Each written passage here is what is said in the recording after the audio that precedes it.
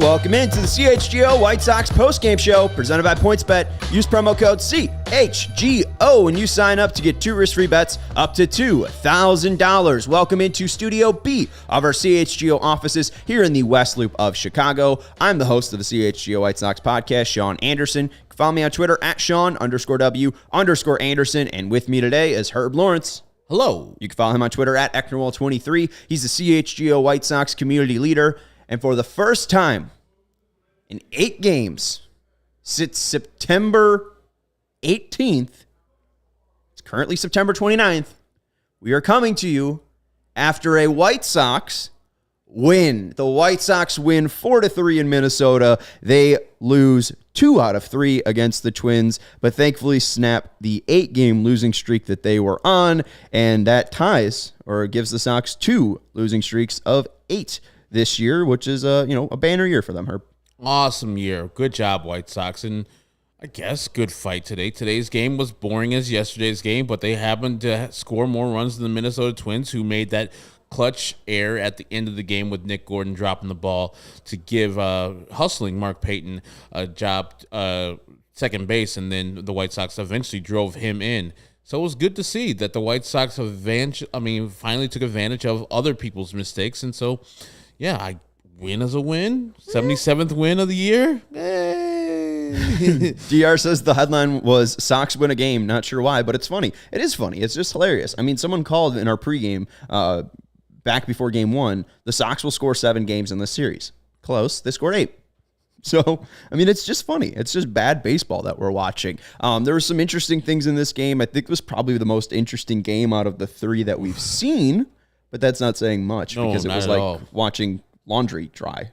It's just so, I'm so happy that we're 6 games away. I cannot fathom another 6 games past this. Like, even if they won the AL Central, I'm like, I don't even want to watch the playoff games. I don't want that. This team is just, ugh. Yes. And some people say unlikable. I don't know necessarily unlikable, but their brand of baseball is unwatchable. I don't know. Well, they're uninspiring. I mean, and we saw that with Rick Hahn. I mean, Rick Hahn obviously didn't find this team super inspiring to add at the deadline. The only addition was Jake Diekman. And all the good stuff that Elvis Andrus has done, he used it all for that time because he hadn't got a hit in ever, Jerry. In ever. I think he's like 0 for 21 now. Well, he said that the Guardians were going to crumble, and it just seems like he's crumbled. He has definitely crumbled. And I'm glad he's still posting in the first as the leadoff batter up there. He doesn't, take days off. I'm hope for these last 6 games, these guys get their stats right. I want to see Eloy in the game a little bit more. Saw him pinch hitting today for these last 6 games. No reason to rest these guys unless they ask out.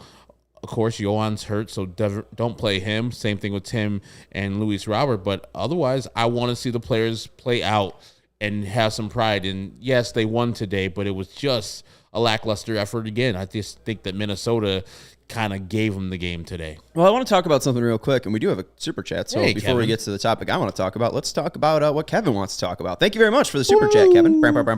Is that a Zach Levine getting his haircut? What's the profile pic?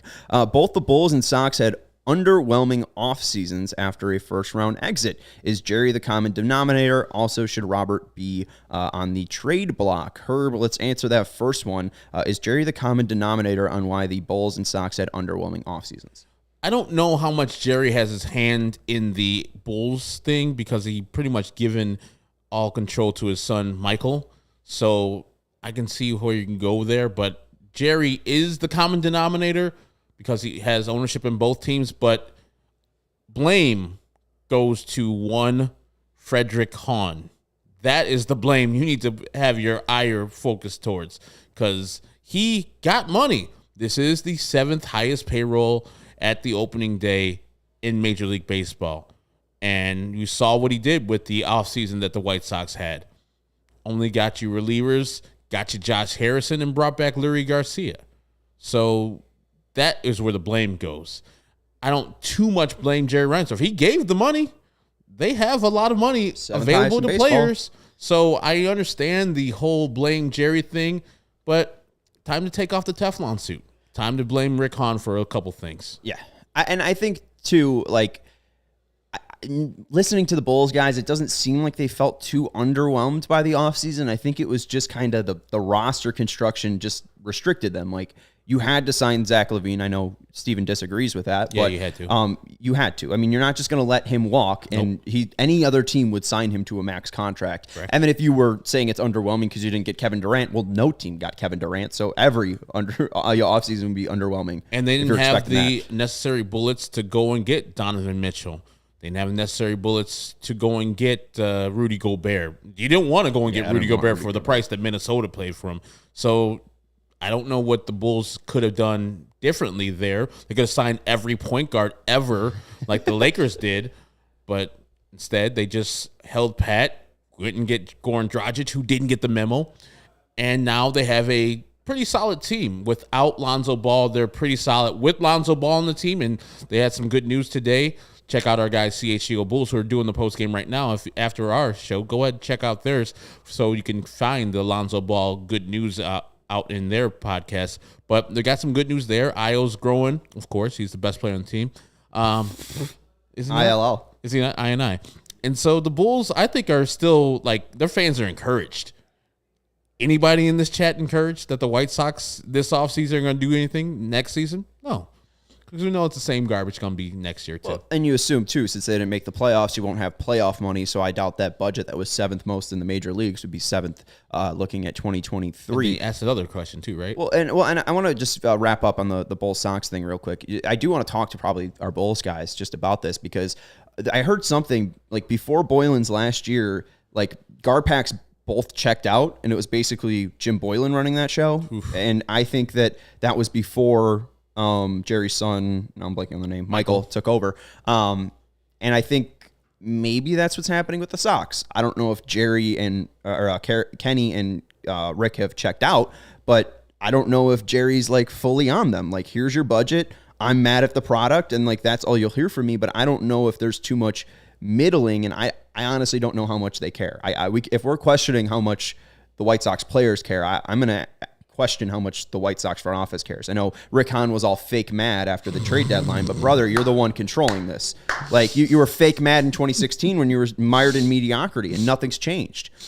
You're 2-8. You have 2 winning seasons and 8 losing seasons, brother. Like you suck at your job. Fake mad. That's a perfect way. It's fake mad, and I mean that's what I'm gonna say, because like do we really think Rick Hahn's that pissed off? Like, I think Rick Hahn is probably confident in his own abilities as a GM. I don't think his confidence shaken is because he's had a job for 10 years and he's done nothing. Like, he has the best job security in the world. Like you said, the Teflon needs to be taken off him this year. And I think that, you know, that nickname is so generous to him, honestly. Like, it's a good nickname. Like, it's just a good rhyming nickname. But that's also, like, courtesy of Beefloaf from the 108. I initially called him Teflon Rick, and then Teflon Hahn was right goddamn there, and I was like, oh, I'm so sad. Then I had been calling him that for years. And then shout out to Beefloaf, but also hashtag fuck Beefloaf 2022. Like, I don't know. It's just like, this guy doesn't deserve the protection that he has. And you're always questioning, like, what is the good thing that he's done? The signing Luis Robert and Eloy Jimenez to contracts before they started, no one else has done that. No one else is following suit. Project Birmingham, that's a little interesting, because we haven't seen, you know, anybody put all of their baskets into, or all of their players into one minor league system like this before. But now the Cubs are kind of following suit, because they've introduced a kind of a minor league camp at Wrigley Field, where they've invited some players not to go to the fall league, but to get instructions here in Chicago, some kind of advanced practice and facility where they can work on those guys together in a bubble, kind of like what the Sox are doing. So I think it's interesting, at least some of the things that Sox are doing, but you can possibly make the argument that that's Chris Getz and not Rick Hahn. Like, I don't know what he's done well. I don't know what Chris Getz does well. I don't know what anybody in the White Sox organization does well, except for Marco Patti. Marco Patti finds great international signings. He's good at his job. Yeah.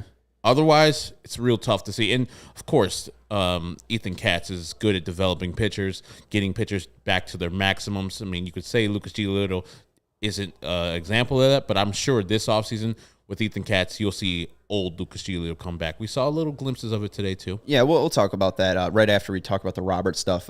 Final thing I have to say, if you don't follow me on Twitter, it's called Being Bitter for a reason.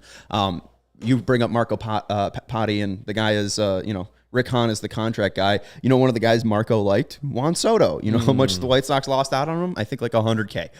So just real brutal. Chi-Town fanboy can't wait until Kenny Williams Jr. takes over as GM. I did have somebody was mentioning They drafted him. What's Kenny's timeline look like? And I think he said he wanted to retire when his contract was up, but we don't know when his contract's up. Final question though was Luis Robert and him getting traded. Since we have Vinny on the line, let's just roll Vinny into that because it's a super chat. So let's answer Kevin's question right after we tell you about PointsBet. PointsBet is the best way to bet live tonight on football. They're bringing you a better way to bet live on games, which means before this ad is over tonight, you could place a live same game parlay bet. You could bet on the next drive to be a touchdown and cash out your live second half over bet. I like the first half under bet. So if you're looking for something in the Miami-Cincinnati game tonight, I like under on the first half. With PointsBet, you have more access to live football markets than ever before. You could build the live perfect same game parlay by combining your favorite bets anytime during the game, including spreads, totals, player props, and more. I got a $2 free same game parlay from PointsBet because I signed in from 12 to 1 p.m. $2 same game parlay. Check out Chicago Bears After Dark tonight, starting at 6:30, where you can see what I'm putting together on that parlay. But hopefully you could win some money and you could choose the outcome in the next drive and points with PointsBet's Lightning Bet. So whether you're on the move or on the couch, do it live on PointsBet. Download the PointsBet app today and sign up with code CHGO to get 2 risk-free bets up to $2,000. And if you deposit $50 or more as a new customer using the code CHGO, you'll get 2 risk-free bets up to $2,000. You'll get a yearly CHGO membership. You'll also get you'll get access to our CHGO Discord. We call it the CHGO Lounge, and you'll get a free shirt from the CHGO Locker. Herb's got a CHGO shirt on. I have my new CHGO shirt on, so there's no better time to take advantage of the best deal in town. If you or somebody you know has a gambling problem and wants help, call 1-800-GAMBLER for crisis counseling and referral services. Now, let's tell you about Game Time. I want to go up to Marco, our guy, always commenting, always happy, always bringing some positive energy. Marcos Bueno says, Sean and Herb, finally, they won a game. On a positive note, if you want to call it that, I'll be at Petco Park tomorrow, courtesy of Game Time tickets. Love watching your podcast. Cheers, fellas. And if you love CHGO, you're going to love Game Time. We were created for fans, and Game Time was created by fans for the fans. The hottest new ticketing site that makes it easier than ever to score the best deals on tickets to sports, concerts, and shows. If you ever dreamed of sitting in a seat you never thought you could, 50-yard line at the Bears game, maybe courtside at the Bulls game coming up, maybe behind home plate in the Sox Twin Series in the final home series, floor seats at a concert. I got tickets to the Riviera on Monday, sitting up at the balcony. It was really nice to go to a concert with a chair. It's possible with the Game Time app to find these seats that you crave. The biggest last-minute price drops can be found on the seats you never thought you could buy, and you won't find a better deal this season on White Sox tickets, especially for those final 3 games against Minnesota at home. They guarantee the lowest price, and they have fantastic customer service that Herb can tell you about. He found, he bought tickets to an Atlanta game, saw it was on a cheaper on a different site, told that to the Game Time people, and within 30 minutes, he got credit in his Game Time app. 12 minutes. I literally counted it down. Like, I was surprised. I was expecting, the regular runaround you get from these companies, like, blah, blah, blah. This is not this is not that. No, they're like, cool, you did your work. Here's your credit. I looked at the Game Time app, $46 in my Game Time account immediately, which I used later on for when we went to the White Sox game on that Tuesday. It was like the surprise game we went to. They lost to the Cleveland Guardians, right? But it was still good. It was cheap tickets. I think I bought all the tickets with the $46 and then $2 extra left over for great seats. There you go. So if you love CHGO, then you love Game Time. The best way to support us is by buying your tickets through the link in the description. Join over 15 million people, 15 million and one now, that Marcos bought his tickets, who have downloaded the Game Time app and score the best seats to all your favorite events. And Petco, too. Mercy. I tell you what, nice. Marco, there's nothing better. I mean, there's 2 ballparks better, but you're going to enjoy yourself out there. He's asking for some recs. I mean, go to any place that sells tacos or burritos and ask them for a California burrito. Carne asada, fries, sour cream, cheese, everything. It's the biggest burrito you ever Bring have. up Vinny. Vinny's got 2 thumbs up. No, hold him up, Vinny. Vinny's endorsing you right here. Yes. I love a California burrito. And you're going back out there in December, right? Well, no, I'll be a little further west in the December. outback. I'll be all the way west. Be down under, mate. And eating some Vegemite, not California burritos. That's Vinnie Duber, the voice of Vinnie Duber. You can follow him on Twitter at Vinnie Duber. He's also on our bubble here on our YouTube channel live. You can chat with us if you want to check out the CHGO Sports YouTube channel. Vinnie is the CHGO White Sox beat writer. Vinnie, we had a super chat from our guy Kevin. We talked a little bit about the differences between the Sox and the Bulls, but also people are wondering about Luis Robert and if he should be traded. I just want to have this discussion with you three now. I would say no, mainly because you see what he was doing before the injury on August 12th, 790 OPS, 12 homers. Like, I think it was a down season, but we saw some really good stretches from Robert this year that I think were, showing exactly what he did later in the in the last half of 2021, where he was phenomenal. Yeah, I don't know if we ever really saw that Luis Robert, but I think the whole point is that we haven't, that we didn't really see any Luis Robert just because of all the injuries. I mean, this is a guy who I think you can count 4 different times had his season interrupted by, if not something severe, just something that really broke up any kind of flow that he had going. I mean, at first, early in the season, I think it was a groin injury, something in his leg that sidelined him for a little bit, for a few days. Then he comes back, starts getting good. And he told us all this the other day, by the way. He ran us through this again, but then he has the COVID infection, and then he comes back, starts doing well from that, and then he gets hit with the whole dizziness and the blurred vision from the vitamin deficiency, comes back, and then you get the wrist thing. So, I mean, he's a guy who never was able to get in sync, and I think they kind of point to that as kind of a microcosm of what happened team-wide, that the team was never able to get in sync because it always was one injury or another. That's what they're talking about these last few days in Minnesota. But with Luis Robert specifically, that explanation applies to him very much, when it comes to describing his season. So I don't think anybody should be giving up on Luis Robert. If you're talking about trade value of these young core players, he's probably got the most of it just because he's still the guy with all that talent, with all those tools, and he's still the guy who is under contract for a long time, and has a lot of club control left. So, I mean, if you're sorting all these young core players by trade value, he might be at the top of that list, but it also goes both ways, right? It means he's a guy that you don't want to give up because you have invested in him and you've kind of planned out your team in a way around him, certainly around some other guys as well. But he's right at the top of that list of the guys that you want to have on your team if you're trying to win a World Series. Definitely agree, Vinny. And I wanted to know, Sean and I are pretty much done with the season. So when we see the victory, it's better than losing. So we're fine with it. How do the players, how do the clubhouse take it? Because, I hear that, a win is a win in Major League Baseball. And so they probably have their hopes up and they're like happy that they didn't lose after 8 in a row. How was the clubhouse today? It was there was noise in it. I think I've told you. They play loud music after they win. They play nothing after you lose, and they've got the music blaring in there. And Lucas Giolito comes in to talk to us, and I go, "How's it feel to finally have some music playing in there?" And he went, and he's big smile on his face, and oh God, that's good. It's just it had been a while for these guys. I think. I was kind of surprised to see that this was the first time Liam Hendricks even pitched since that Tuesday game against Cleveland, just because not only have they not been in a safe situation, they haven't been winning. But usually to go that long for a closer, especially, but the bullpen guy in general without pitching is nuts. And I think that kind of smacked me over the head a little bit about how long it had been. But then you go in there and you can see that there's smiles on these guys' faces and they're happy. Miguel Cairo was very happy to win. We walked in there and he's like, everybody smiled. We finally got one of these. So,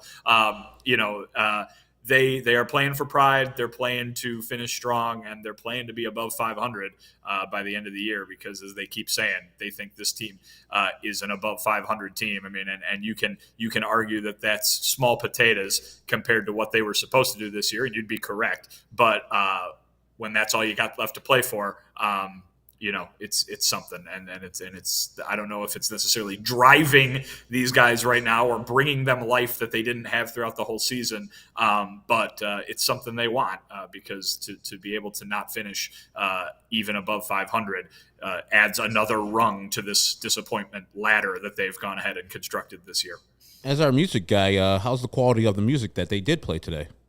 Awful. It's always been. Is it EDM?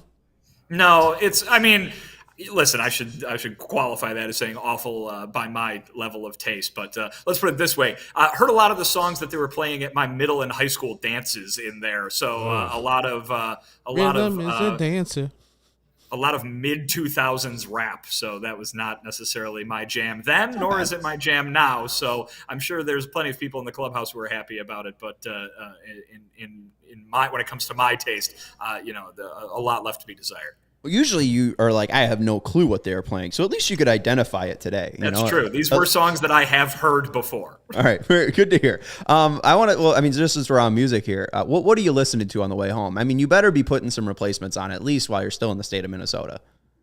Yeah, I guess so. I mean, I haven't really crafted it yet. I kind of freestyled on the way here, to be honest. I knew I wanted to do the Minnesota artist, but so obviously plenty of Bob Dylan that I could throw on afterwards, and we'll see. We'll go from there. But also too, it might just be feeling shuffle. You know what I mean? Okay. Might just be one of those where it's like, all right, we got 6.5 hours. Let's just play 6.5 hours and give me what you got, phone. Well, here, all I'll say is let it be by the replacements. I don't even think it's over. Yeah, it's a half hour. So, I mean, it knocks you down to 6 hours of shuffle. All right. So that's all I'll say. 33 minutes. All right. I'll give it a go. I'll give it a go for you. It's a quick one. And there's a couple skips in there, too. So, I mean, you could probably knock it down to 28 minutes. Let's, real quick, too, I just want to note this. Emmanuel Clase in September is pitched in 16 games. This is Liam Hendriks' 9th. So, it kind of just shows you how the Sox have fallen off really late here. Did you guys talk to Leury Garcia today? I did see Daryl ended up having some quotes. I wasn't sure if you guys were talking to Leury. No, Daryl talked to him at some point this week, but that was not a group session. No. Okay. Was there anyone today that really stuck out? Because I mean, you talked to Luis yesterday. Was there anyone that really were you able to talk to anyone pregame or postgame that stuck out? Yeah, I mean, I talked to Josh Harrison today as the copy machine by me is going nuts here right now. But thank you to the Twins for letting me use this conference room because the music was still blasting from the stadium in the place where I was the last 2 nights. But yeah, now we've got the nice hum of the copier. But yeah, I talked to Josh Harrison today, and he kind of described this season as he goes, I've been in this baseball for a long time. He's played a lot of seasons, a dozen of them, I think. He's been on all kinds of teams, and he said this was a weird one. I think everybody in this organization is pretty flummoxed by what happened this year. I don't think anybody can look at this with some certainty right now and say, it was because of this. We screwed this up. Let's fix that, and we'll be back to where we were. I think there's a lot of mystery, and maybe not mystery, but just confusion and kind of looking up and not being able to believe that they're in the position that they're in, given the amount of talent on this roster, given the amount of experience on this roster, certainly the amount of experience that the manager had and that the front office has had with these players. It's just crazy to think that this is where they're ending up, that there is a chance that they could be a sub 500 team as they are currently. They'd have to win more than they lose over the next 6 here that they've got in order to finish the season above 500. And that's just crazy to say, given where this team was at the beginning of this year. And so Josh Harrison kind of echoed that. He told me that he signed a contract with an option on it for next year. Obviously, it's the team's option, but with an option on it for next year for a reason.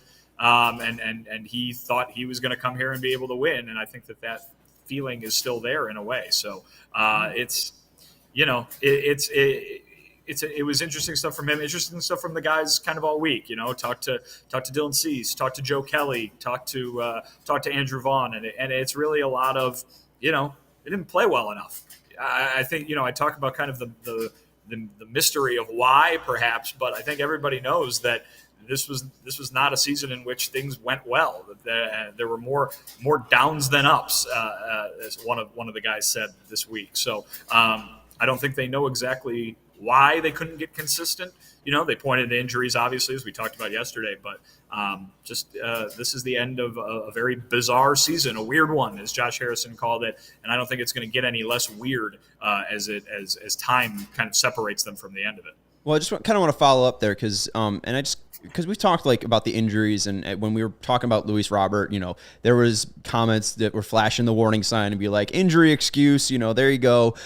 It doesn't seem like the Sox are really leaning on injuries as an excuse. Like, there's definitely a reason why they didn't meet expectations, but it seems like mostly what you're saying is the guys are like, well, we just didn't play well enough. Like, injuries were a thing, but we still needed to play better. Well, yeah, I mean, I even asked Lucas Giolito at postgame today. I go, can you talk about what went wrong for you guys, basically? And he said, well, yeah, I mean, I'll start with the injuries, but also there's a lot of reasons why things went wrong, why things didn't go right. Every time people, I'm guessing fans, hear, them blame the injuries for something, they roll their eyes and go, oh, of course, they're going to say that. Oh, that's such a cop-out kind of thing. And I think I'll bring up again what I guess is a catchphrase of mine at this point. Multiple things can be true.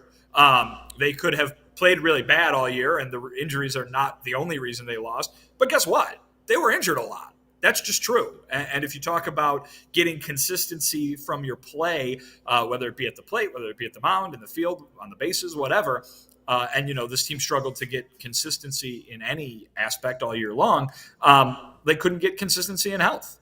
And they couldn't trot a lineup out there that could grow together and figure out how to play. Now, granted, you could say that they should know that already, obviously, but injuries are a valid excuse or a valid reason for why things didn't go well. They are far from the only reason things did not go well, and I think that the players know that, and that's what is being reflected in their answers to these questions over the last few days. How's Lucas feeling? It looked like he was struggling like he does usually in that first inning. Then he settled down and got the job done with 5 innings pitched and 6 strikeouts, only 3 walks today. Yeah, I mean, it's becoming a little bit of a theme here. We had the kind of the same situation the last time he pitched at home, and then again today where things started real bad and it was not going well, and then he made an adjustment and it worked. And I think that happened again today, whereas he was kind of searching all over looking, trying to do something in the first inning there. It wasn't working. He almost threw 30 pitches. And then at some point it just clicked for him. Now, the whole point is that he's got to stop getting it to click after he gives up 2 runs, in the first inning.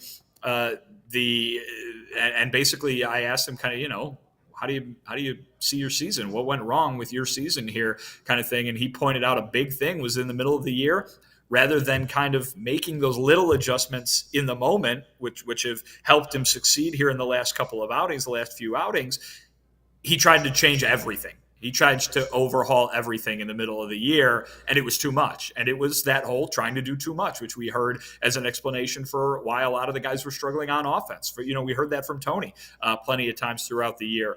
And I think Lucas was trying to do it within his own bubble of trying to fix his own season. So, you can't hit a 5-run homer. You can't go out and throw a perfect game with 1 pitch. And I think Lucas was trying to do that throughout the middle of the season. Now that it's gotten down to the end here, I think he's kind of figured out how to go about things, how to attack things a little more in the moment. And it's worked for him the last little bit. But he's obviously got to figure something out this offseason, because to end the season, obviously he's got 1 more start left, but to end a season with a 5 ERA with the kind of pitcher that we know that he's capable of being is just not going to cut it, especially for a team that's trying to win the World Series. I think last time we talked after a Lucas start, you mentioned he was working on mechanics, and you talked about those tweaks there. Did he talk about anything, especially with this fastball? Because it does seem like he's losing a lot of velocity and life on it. I know he's trying to work through some stuff. I'm not sure if he mentioned anything about that today and what he might have found. I don't think so specifically today. Just in general, he's said, after starts that he's been struggling to find his stuff all year long, and I think that it's kind of going to take him some time to once he gets an entire offseason going where he doesn't have to worry about pitching every 4th day, where he doesn't need to worry about it being perfect every 4th day, and he can go 15, 20, 30 days in a row of just trying to figure it out without having to worry about a guy hitting a home run off of you or a guy going to first base on a walk. you would think that it would be able to be a little easier for him to do that. So he's got Ethan Katz. He's got the guy that fixed him the first time. You would like to think that those conditions would be helpful for him. It's going to be a very important offseason for Lucas Giolito. It's going to be a very important offseason for the White Sox in general. But this is a guy who going into 2021, a lot of people might have been able to argue that he was going into 2022, I should say, might have been able to argue that he was the ace of the staff, depending on what your definition of that word is. I think I would have been among them. And I think he's going to go into 2023. If you were to go ahead and rank, the pitchers in order of their effectiveness, no higher than fourth, right? Right. So this is a guy who can be a one, because we've seen him do it before. He's got to find his way back to it, because the only way you win the World Series is by having a lot of guys who are capable of that kind of performance on a regular basis. I looked at the Sox starters ERA today on the season, right there at 16, right in the middle, right? And they got to get it lower. It's not that they've been bad. I think the starting pitching has been among the finer elements of this team throughout the year. But if they're going to be a championship caliber pitching staff, they got to have 3-4 guys who can go out there and deliver every day. Lucas has been far from that this season. And this is not necessarily for today's game, but Lucas did struggle in the first inning.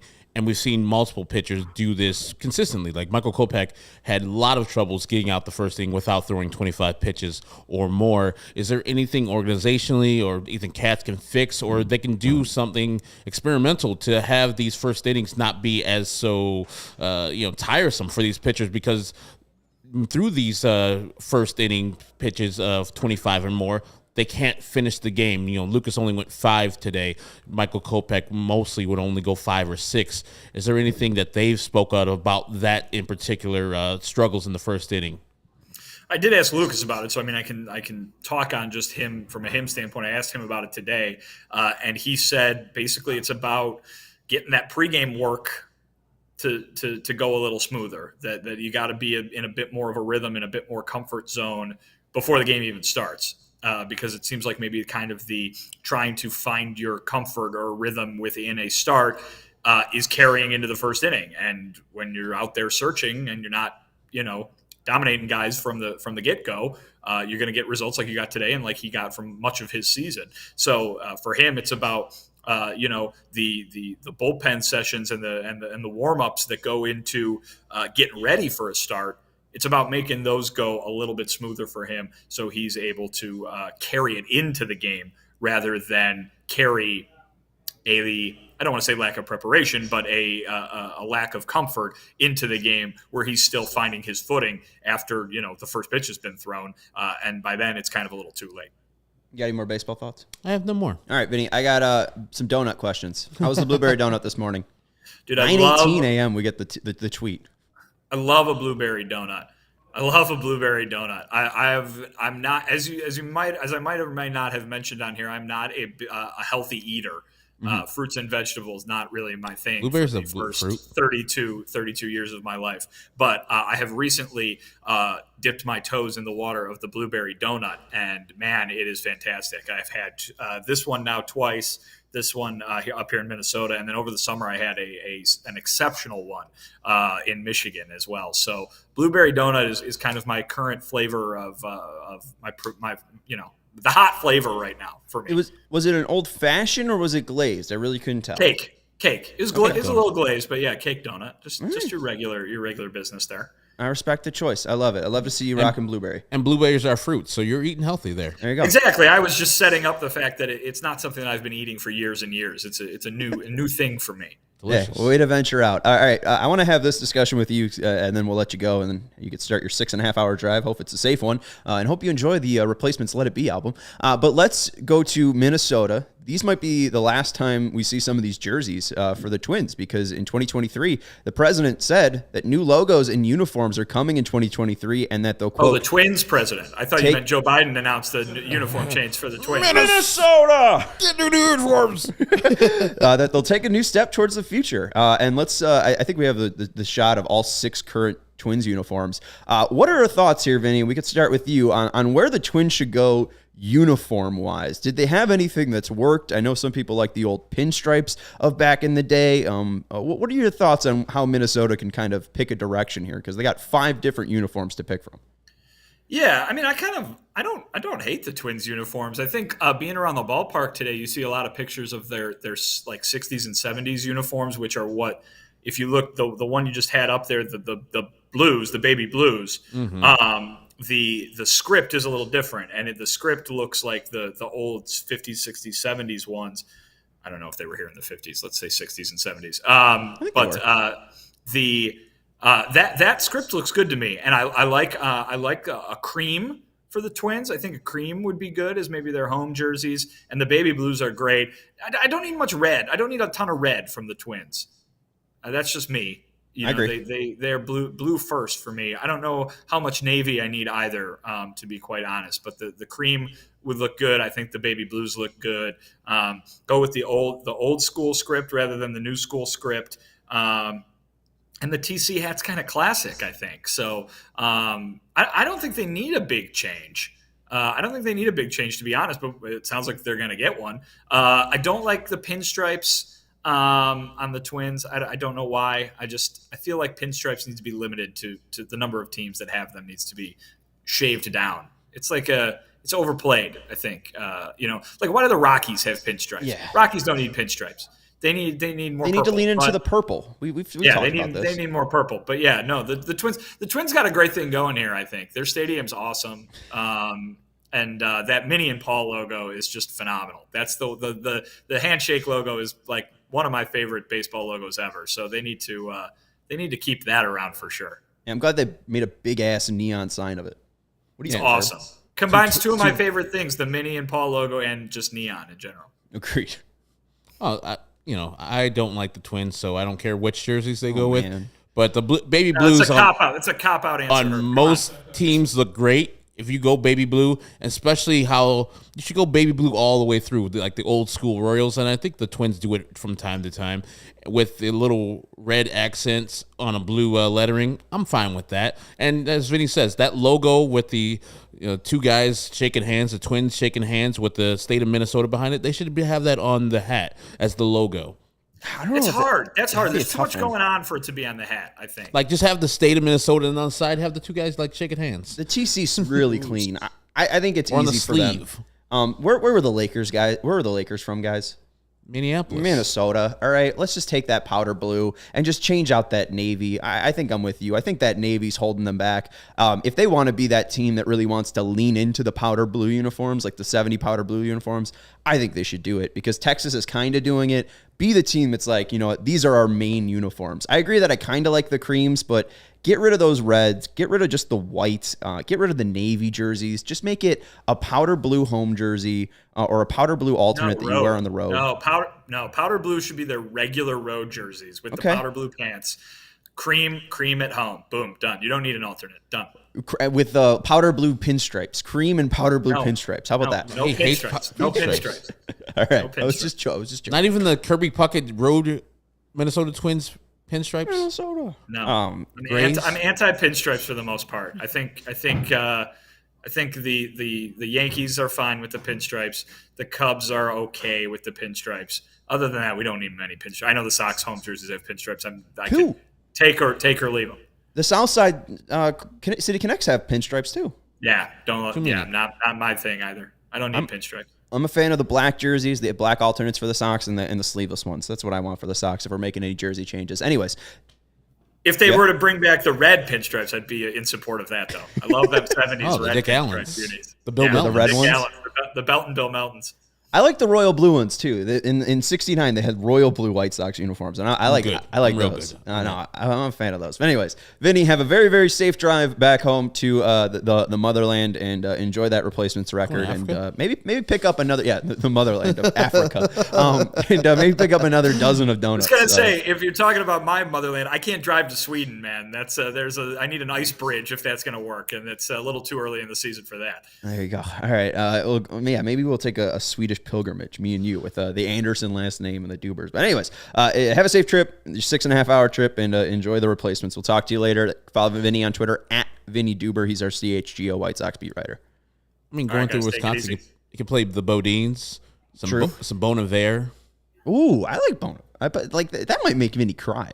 You're playing Bon Iver. I mean, that's a nighttime drive. That's some sad boy shit. Oh, fiance loves it. Loves Bon Iver. Courtney's a sad boy, I guess. Yeah, exactly. Well, hey, what I know is up in Wisconsin is a bunch of golf courses that Illinoisans love to go to. And if you are a golfer, Pins and Aces is the official golf apparel partner of Chicago, or of CHGO, for a reason.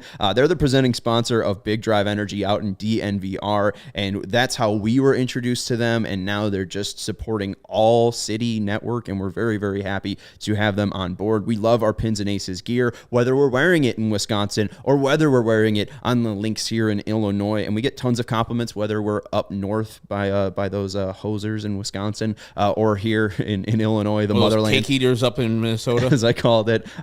Yeah, those Packers and off the course too. So when I'm on the course, hitting drives and all that stuff, I'm getting compliments. When I'm off the course, also getting compliments. When I'm in the parking lot putting my clubs away, I'm getting compliments. They're a family-owned golf and apparel business, and they make amazing polos, hats, golf bags, and even our favorite beer sleeve. If you want to become someone's best friend, bust out the beer sleeve on a golf course. It's an innovative product that allows you to store 7 beers right inside your golf bag, and it keeps drinks cold the entire round. So for a Chicagoan, probably are drinking, you could probably use this even when you're not on the course. This is probably a 365-day thing for you. I already see Sean Furlow in there talking about a bunch of beer. A guy, Dan Reyes, just celebrated his 34th birthday, and I saw him drinking Corona with a shot. I mean, come on. You could sell a beer sleeve to Chicagoans. So check out pinsandaces.com and use code CHGO to receive 15% off your first order and get free shipping. Maybe your dad's got a birthday. Get him a beer sleeve. Go to pinsandaces.com, and again, use code CHGO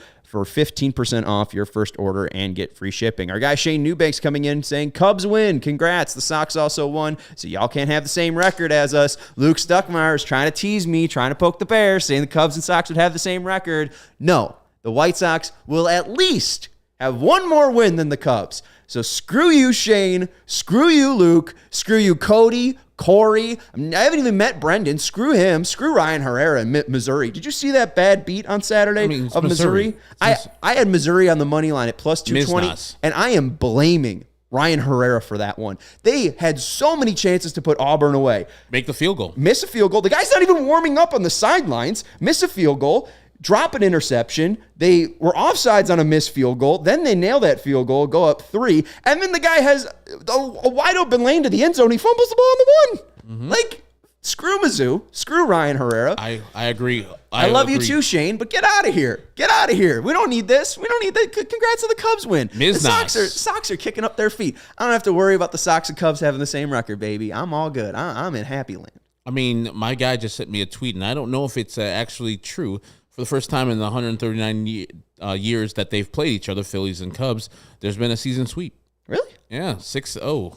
Damn. The Cubs have swept the Phillies both in Philadelphia, here in Chicago. And the Philadelphia Phillies are playing for something right now. Yeah. Phillies and Brewers are tied for that last wild card spot in the National League. So Cubs helping out the Brewers here. Yep. And enjoy that, Shane. When the Brewers are in the playoffs, you made it happen. Well, you Cub fans made that happen. And I get why Shane's talking trash, because DR says embarrassing that the Sox and Cubs record are this close, which is absolutely true. I want to go up in the comments. I think it was by Carlos, and he mentioned, why do you guys keep bringing up that the Sox have the 7th highest payroll in baseball? It doesn't matter. It does matter, Carlos, and I do appreciate your comments. He had 2 comments, if you wouldn't mind just searching Carlos' name, but he said, please stop bringing up the 7th highest payroll crap. He should have spent more, and it's about how you spend it. None of those big signings worked at all. I'm bringing up 7th highest because it's notable. The White Sox had the 7th highest payroll in baseball. The White Sox shouldn't be as bad as the Cubs are. They shouldn't be below 500. The fact that they have the 7th highest payroll, I'm bringing it up to shame them, Carlos. I'm bringing it up to rub them in their faces. This team should not be where they're at. The fact that they have the 7th highest payroll in baseball and have this record is mired in mediocrity. It's the same crap he was talking about in 2016. And let's look at Rick Hahn's money and all the money that he's been able to spend. This is the highest payroll he's ever had. And what does he have to show for it? Another losing season. It matters that it's the 7th highest payroll because it won't be the 7th highest payroll next year because they didn't make the fucking playoffs. And the fans are going to suffer. In 2012, he had the 11th highest payroll. In 2013, he had the 9th. In 2014, he had the 20th. In 2015, he had the 15th. 2016 had the 16th highest, 2017 15th, 2018 last payroll in baseball, 29th, 26th payroll in baseball, 2020 the 17th payroll in baseball, and 2021 the 15th payroll in baseball. They have been top 10 twice in Rick Hahn's GM reign here, and they've only been over $200 million once. It was this year, and they didn't do shit with it. And the reason why I bring up the 7th highest payroll is because people always go back to the Jerry doesn't give him money. It's Jerry's fault. He's cheap. No, he gave him money. Rick just had a poor job of spending this money and identifying what the White Sox have needed for years. A right fielder.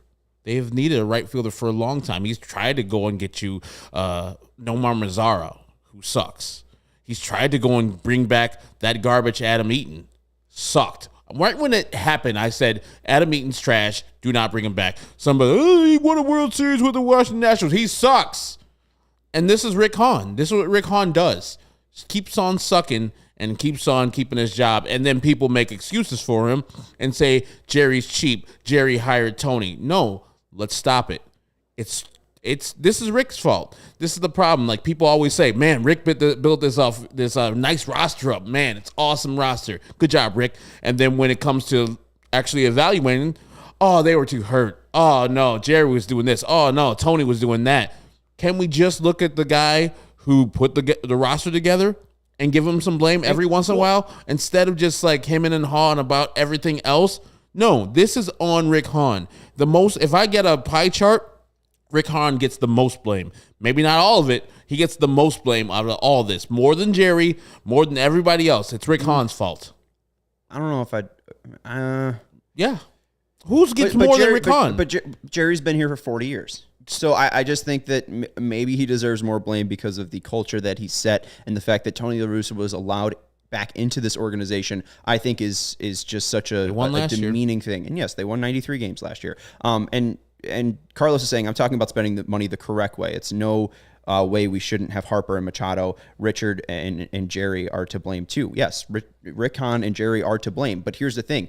White Sox fans get so annoyed at having a seat at the table. You don't have a seat at the table if you don't have money. You can't just go and offer Manny Machado $275 million and a crap option, right? If you don't have that money. Jerry was willing to spend it in some way. Rick Hahn needs to be a better seller. He needs to say, we need this guy. This is how this guy is going to change his team. He is not a good salesperson. He can't sell to other teams. You could see the trade deadline this year. He's not been able to go get that big free agent, even though they made a play for Bryce Harper and they made a play for Manny Machado. They made a play for Zach Wheeler and couldn't get him too. Rick Hahn can't sell Chicago to free agents. It's this guy's fault. So again, the money's not being spent the correct way because the guy in the position of spending the money is doing a shit job at sending it. And you're asking, like, what should we look for in 2023? It's how did they get themselves out of it? Like, there's not much to sell you on. There's not a lot of hope that I can sell you on. What I'm telling the White Sox should do, or what I think the White Sox should do, is get rid of their MVP, their 2020 MVP, the guy who's going to have 79 retired, have a whole big ceremony, deserves to have so many standing ovations in Chicago for what he's done as a White Sox. I think the White Sox need to get away from that player, because they don't understand how to win. And I think that getting away from Jose Abreu could possibly create a new culture where Eloy needs to step up, Andrew Vaughn needs to step up, Makana needs to step up, Robert needs to step up, because the guy that always steps up, the guy that's always showing up, the guy that's always answering the bell is gone. Yep. I don't know how they get out of this, and I won't have optimism about this team until they start winning games. Like, I won't have optimism about this team until like June of 2023 if they're like, 5 games above 500. I'll start having optimism then. But until we start seeing changes, I'm not going to sell you on an optimistic 2023. I mean, we've already said that what Rick Hahn, when he has his end of the season press conference, he will bring up the injuries. He will bring up career lows in hitting. He'll bring up the lack of home runs. He'll bring up everything that isn't germane to him. He'll be looking at other people like, man, the team sucked. Tony sucked. Everything else sucked. But we believe that bringing back all this suck And going to next year, somehow magically we'll get better. Yay! An off season, yay! We're gonna just get better because they're better than that. I don't know. Like, I don't know why he can't look in the mirror. Rick Hahn probably don't have any mirrors at this house and see what the real problem is. It's him and how he does his job.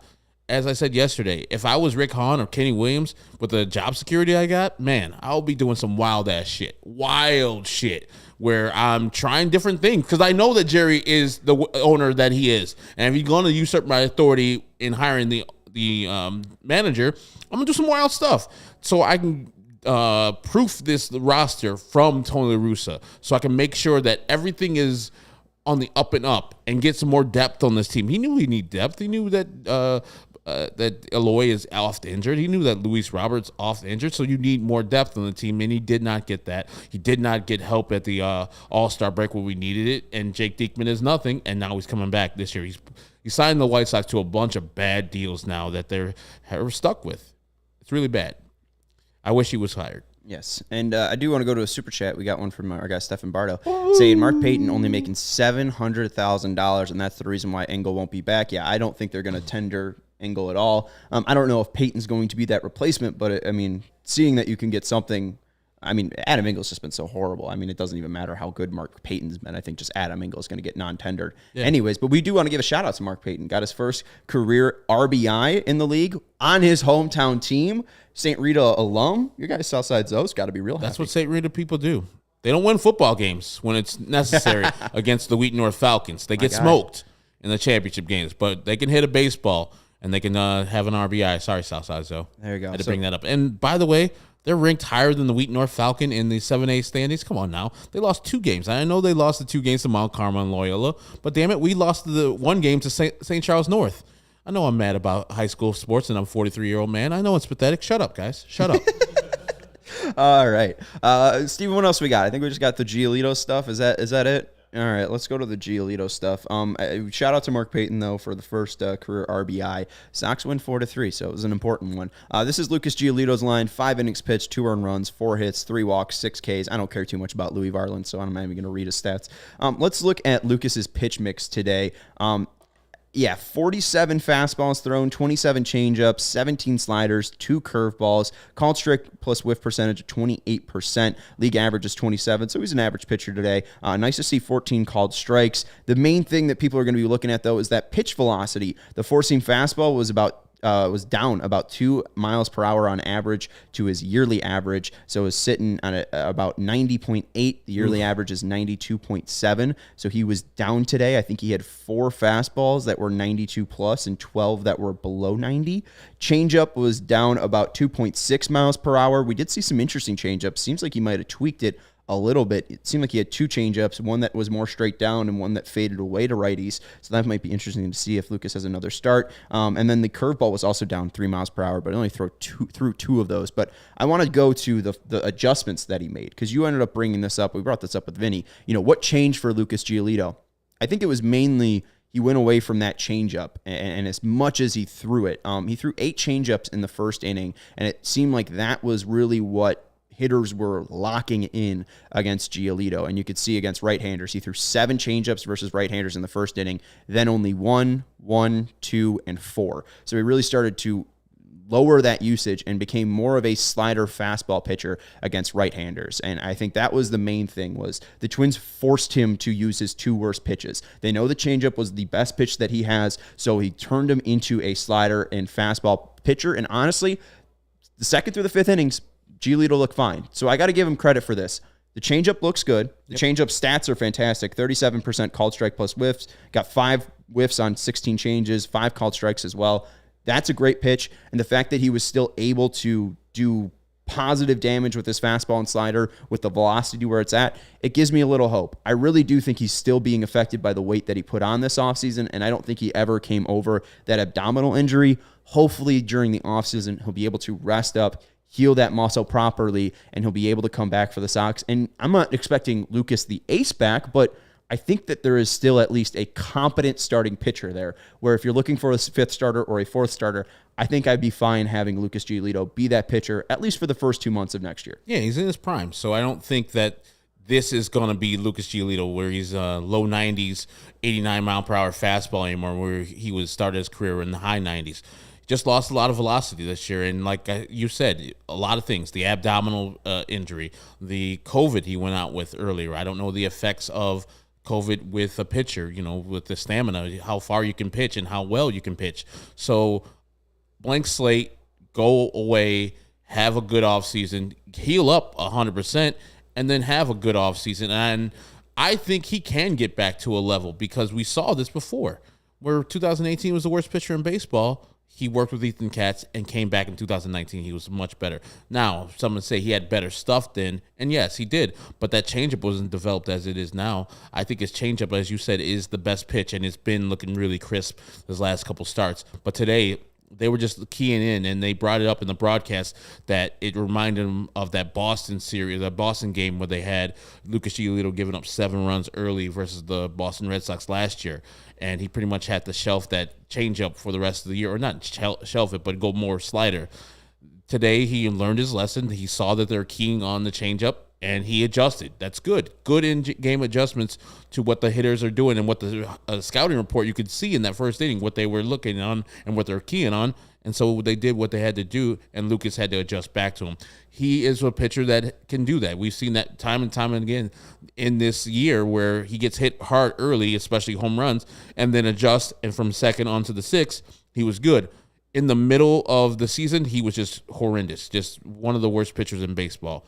Now it seems like he's working his way back to being at least acceptable. 5 innings is not what you want, but for Lucas Giolito, we'll take anything positive right now going into this last game of his last start of the season, which will be next year or next week versus these Minnesota Twins. Well, and we hear Luis Robert when he's playing through injuries, and what Vinnie just recently wrote about on allchgo.com, and you could read that if you remember, that how he wanted to play through that injury, how he got those 8 days off and still wanted to fight through it, but what he was realizing was, he wasn't able to use his hand in the same way. And I wonder if Giolito, Vinny was talking about those mechanics and those changes that he was trying to do, and he wasn't doing it really, game after game, and try to do it all at once and overhaul his mechanics. I do wonder then, if this abdominal heals and he's able to throw back to his other way, is he then going to have to readjust his mechanics as well? Yeah. And I think one thing that I haven't really seen from Lucas this year is that drive, and not like the mentality of drive, but like the physical drive of pitching. What was really, noticeable about Giolito, he had a really unique delivery in the way that he finished. I don't think he's finishing the same way, and I think it's just because that abdominal's hurt, he's not able to pull down as much. That's why that velocity's down. I really do think it's an injury issue with him that hopefully he'll be able to heal up with. Katz is able to work on those mechanics and get him back to where he was. But we even see Spencer Strider. Like, Spencer Strider in college threw about 95, and then he got more depth. He got more, he was able to get more drive on his lower half, and he was able to get up to 102. I think just Lucas needs more drive in those lower half, and I think it's probably difficult. You see Spencer Strider, he's a smaller frame guy. Lucas being that big, I think it's just really difficult for him to work on it. So hopefully he puts in that work in the offseason. He's able to get healthier, and I think that we'll be able to bounce back. Jim Margolis used to talk about Rodon grunting through with the fastball. Maybe Giolito needs to trust that more. Yeah, I think it's just more of, you got to throw it with emphasis. You got to throw it with conviction, and I think right now he's throwing it with command and not conviction, and I think he's got to figure out how to mix those two. I mean, we saw when Liam Hendricks first got here, he said he would rather throw a bad pitch with actual confidence than a good pitch without confidence, because of how you feel about that pitch kind of dictates to the batter how he will react to it. So if you feel like you're a badass and you know that these people can't hit you, even though it's middle fastball, 99 miles per hour, you want to challenge them. That sometimes scares hitters. It's like, oh man, what word? Okay, cool. But if you throw the filthiest pitch ever and people spit on it, it's like, hey, and you had no confidence in that pitch. Right. Sometimes you see a non-competitive pitch from time to time, and somebody brings up the Seek's weakness is he loses command. Less and less this year have you seen Dylan Cease throw non-competitive pitches. Last year was like the thing he used to do, and early in this year he was the thing.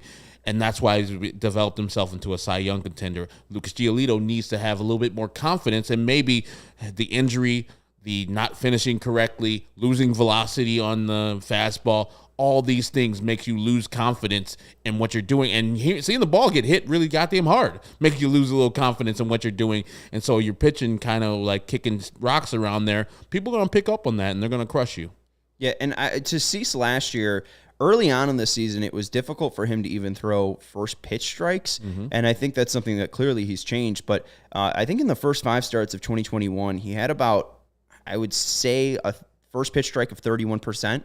Now it's around 58%. So what Lucas has just been able, or what Dylan's been able to do, is just find that mechanics. If he has an off pitch, he's able to correct it within. He's able to stay focused, composed, and that's the biggest thing with Cease, is that confidence is there, but he also has that composure, and that's why I think, when he's walking off the mound and he realized he had a big moment or a big inning, he's not overwhelmed and still in his head walking to the dugout. He's able to take in that crowd and that energy and just be like, all right, I did my job, let's go. And we even see Hendricks. You talk about like throwing bad pitches, but with confidence. I mean, you were talking about how he's going to blow it today. But I think the second guy he struck out, it was 1-2 pitch, 99 over the middle of the plate, but it was outside. And like, I think it was just, guys, when you're going up against them, it's probably like, oh, am I looking slider away? Am I looking fastball up and in? Oh, it's down the middle. Shit. And it's just like, you threw that with confidence. The guy was just like not confident up there. And that's all it is you just need to throw it with conviction. And I don't know if Giolito has been doing that this year.